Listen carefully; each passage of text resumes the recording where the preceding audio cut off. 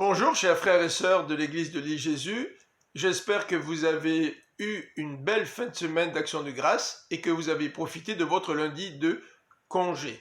Aujourd'hui nous sommes le mardi 13 octobre 2020 et nous sommes rendus à la capsule numéro 15 dans le cadre de nos méditations sur l'assurance du salut. La semaine dernière nous avons commencé à voir de quelle façon la Bible nous décrit l'expérience du salut. Le salut, c'est un changement de cœur. Dieu transforme notre cœur de pierre en cœur de chair. Nous avons vu que le salut peut être décrit aussi par une nouvelle naissance ou par un passage, celui des ténèbres à la lumière ou de la mort à la vie. Aujourd'hui, j'aimerais voir 2 ou 3 versets qui nous décrivent le salut comme étant l'expérience d'une réconciliation. Romains 5, 10.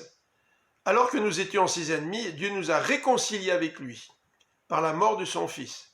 À plus forte raison, maintenant que nous sommes réconciliés, serons-nous sauvés par sa vie. Mieux encore, nous plaçons désormais notre fierté en Dieu par notre Seigneur Jésus-Christ qui nous a obtenu la réconciliation. Deuxième texte qui nous parle de cette réconciliation que nous avons en Jésus-Christ se trouve dans Colossiens au chapitre 1 et au verset 21. Or, autrefois, vous étiez exclus de la présence de Dieu. Vous étiez ses ennemis à cause de vos pensées qui vous amenaient à faire des œuvres mauvaises.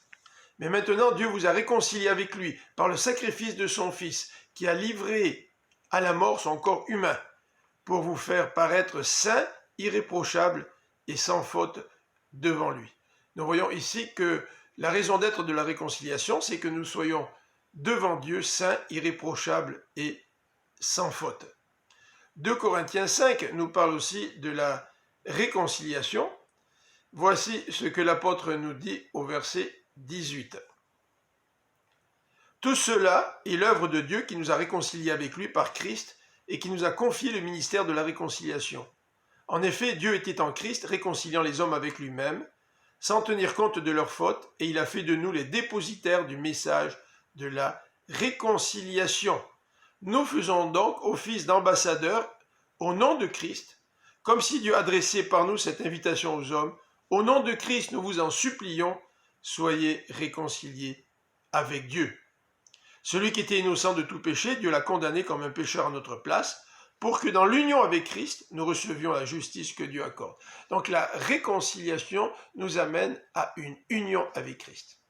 Je vous souhaite une bonne fin de semaine et que le Seigneur vous accorde sa paix malgré ce temps triste et maussade. À demain.